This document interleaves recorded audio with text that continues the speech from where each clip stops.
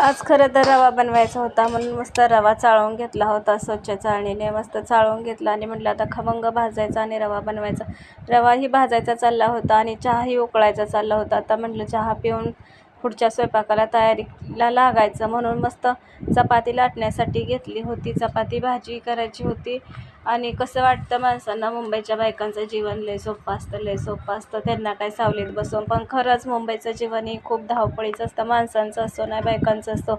घरातली कामं करणं, मुलं सोडणं आणणं आणि काय मग कमी पडत असेल तर कामालाही जाणं, असे सर्वच बायकांना ॲडजस्ट करावं लागतं. संध्याकाळच्या 11-12 वाजल्या तर एवढं आहे की मुंबईला राहिलेल्या लोकांपाशी पैसा भरपूर राहतो आणि रोजचा ताजा ताजा राहतो. पण खेड्यात कसा असा रोज ताजा ताजा पैसा नाही ना भेटत.